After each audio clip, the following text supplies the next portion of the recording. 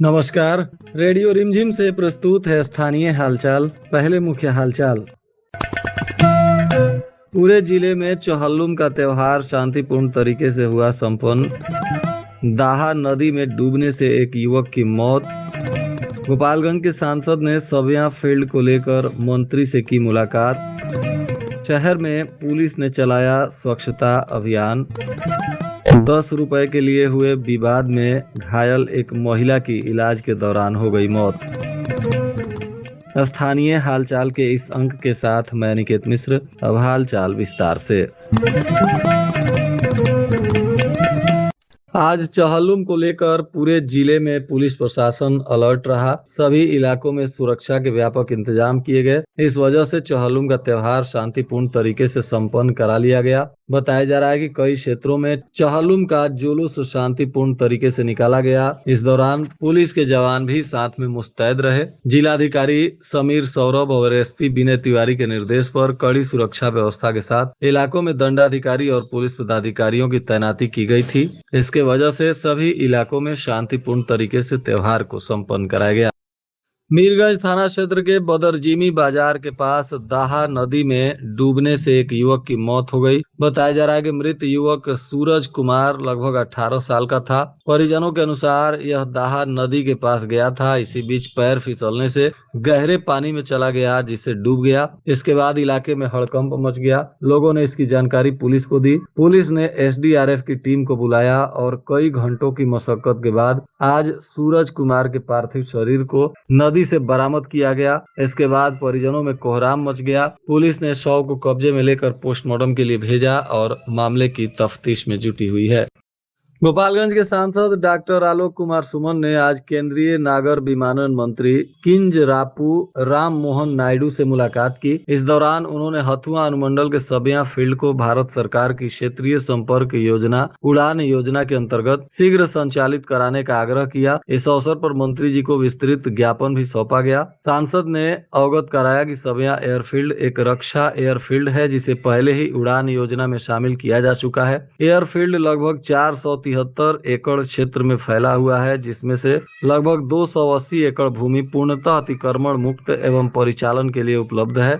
रक्षा मंत्रालय से अनापत्ति प्रमाण पत्र प्राप्त होने के उपरांत सांसद निधि से इस भूमि का सीमांकन एवं पिलरिंग का कार्य भी कराया गया है। इसके अतिरिक्त रक्षा संपदा निदेशालय के द्वारा 4.41 करोड़ की स्वीकृति के बाद संपूर्ण 473 एकड़ भूमि की बाउंड्री पिलरिंग एवं फेंसिंग का कार्य भी पूरा किया गया है। सांसद ने कहा कि जिले के लगभग 1.5 से लगभग 1.5 से 2 लाख लोग खाड़ी देशों में कार्यरत हैं, जिनका राज्य की अर्थव्यवस्था एवं विदेशी मुद्रा अर्जन में महत्वपूर्ण योगदान है। वर्तमान में हवाई संपर्क के अभाव में बड़ी संख्या में लोगों को दिल्ली सहित अन्य महानगरों तक सड़क मार्ग से यात्रा करनी पड़ती है। प्रतिदिन 200 से अधिक निजी बसों के संचालन के कारण सड़क दुर्घटनाओं की घटनाएं भी सामने आती हैं। उन्होंने कहा कि सबिया एयरफील्ड के चालू होने से यात्रियों को सुरक्षित, सुलभ एवं त्वरित हवाई संपर्क उपलब्ध होगा। साथ ही एयरफील्ड के परिचालन से केवल गोपालगंज ही नहीं बल्कि सिवान, पूर्वी चंपारण, पश्चिमी चंपारण, सारण तथा उत्तर प्रदेश के देवरिया जिले के भी लाखों लोगों को सीधे इसका लाभ मिलेगा। बताया जा रहा है कि एयरफील्ड का सर्वेक्षण किया जा चुका है। बिहार सरकार ने 9 जून 2025 को एयरपोर्ट के संचालन के संबंध में केंद्र सरकार को औपचारिक प्रस्ताव भी भेजा है। सांसद ने यह भी उल्लेख किया कि मंत्रालय द्वारा उड़ान योजना के अंतर्गत 5 चरणों में बोली प्रक्रिया पूरी किए जाने के बावजूद अब तक किसी एयरलाइन के द्वारा परिचालन का प्रस्ताव प्राप्त नहीं हुआ है। उन्होंने मंत्री से अनुरोध किया कि एयरलाइनों की भागीदारी सुनिश्चित करने हेतु मंत्रालय स्तर पर आवश्यक हस्तक्षेप कर शीघ्र अग्रेतर कार्रवाई किया जाए, ताकि सबिया एयरफील्ड से हवाई सेवाओं का संचालन प्रारंभ हो सके। मुलाकात के दौरान मंत्री जी ने सांसद के उठाए गए विषयों को गंभीरता से सुना और संबंधित अधिकारियों के साथ इसकी समीक्षा कर आवश्यक कार्रवाई कराने का आश्वासन भी दिया।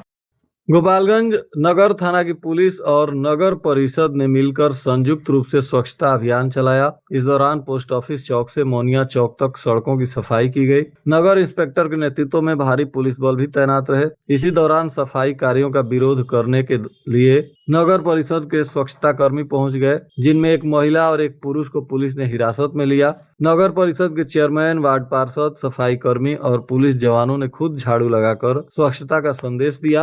जिन कर्मियों को पुलिस ने हिरासत में लिया, उन्हें थाने ले जाया गया। बताया जा रहा है कि थाना पर भी बहुत सारे सफाई कर्मी पहुंचकर हंगामा करने लगे, जिसके बाद पुलिस के वरिष्ठ पदाधिकारी पहुंचे और किसी तरह समझा बुझाकर स्थिति को नियंत्रित किया गया। बताया जा रहा है कि नगर परिषद के सफाई कर्मी लगातार अपनी कुछ मांगों को लेकर अनिश्चितकालीन हड़ताल पर चले गए हैं, जिसके वजह से शहर के अलग अलग इलाकों में गंदगी का अंबार लगा हुआ है। और इसी से निजात पाने के लिए शहर के मुख्य सड़कों पर आज पुलिस ने नगर परिषद के पदाधिकारियों और वार्ड पार्षदों के साथ मिलकर खुद ही स्वच्छता अभियान शुरू किया, परंतु ये सफाई कर्मी इसका विरोध करने लगे। उन्होंने कहा कि उन्होंने अपनी मांगों को लेकर हड़ताल किया है। विरोध करने पर कुछ लोगों को हिरासत में लिया गया, जिसके बाद बवाल हुआ। फिलहाल स्थिति को नियंत्रित किया गया है और नगर परिषद के वरिष्ठ पदाधिकारी तथा नेतागण भी सफाई कर्मियों से इस अनिश्चितकालीन हड़ताल को लेकर लगातार बातचीत भी कर रहे हैं।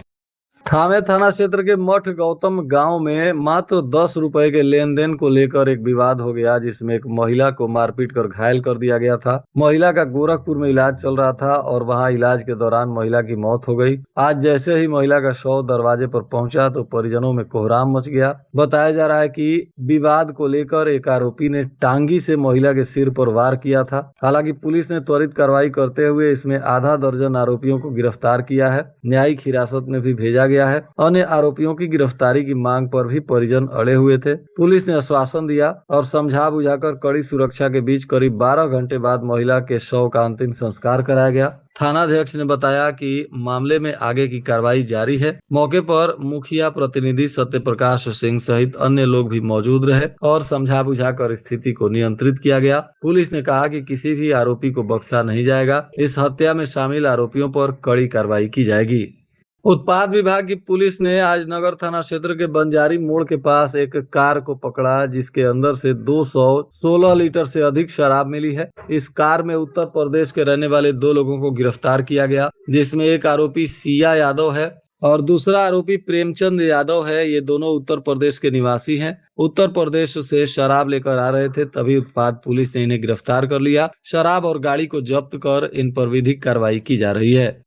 उत्पाद पुलिस ने 27 लीटर विदेशी शराब के साथ एक मोटरसाइकिल सवार प्रिंस कुमार को भी गिरफ्तार कर लिया। यह उत्तर प्रदेश के भटनी का रहने वाला है। उत्तर प्रदेश से शराब लेकर आ रहा था, तभी भिंगारी चेक पोस्ट पर इसे उत्पाद पुलिस ने गिरफ्तार कर लिया। इसकी शराब और गाड़ी को जब्त कर अब आरोपी पर पुलिस विधिक कार्रवाई कर रही है।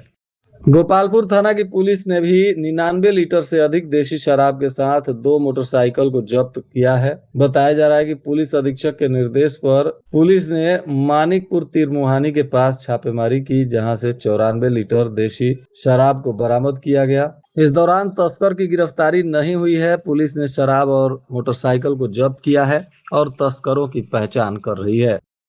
पुलिस अधीक्षक के निर्देश पर अलग अलग थाना क्षेत्रों में लगातार पुलिस के द्वारा पेट्रोलिंग किया जाता है। रात्रि में भी पुलिस अपने क्षेत्रों में पेट्रोलिंग करती है और पुलिस कर्मियों की पेट्रोलिंग को लेकर जांच पड़ताल करने के लिए वरिष्ठ पुलिस पदाधिकारी सुपर पेट्रोलिंग करते हैं, जिसमें डीएसपी और इंस्पेक्टर रैंक के अधिकारी लगातार सुपर पेट्रोलिंग के तहत रात्रि में तैनात पुलिसकर्मियों और चौकीदारों इत्यादि की जांच करते हैं। प्रत्येक दिन वरिष्ठ पुलिस पदाधिकारी अलग अलग क्षेत्रों में सुपर पेट्रोलिंग कर रहे हैं। इसी कड़ी में सोमवार की रात भी वरिष्ठ पदाधिकारियों ने कई इलाकों में सुपर पेट्रोलिंग की।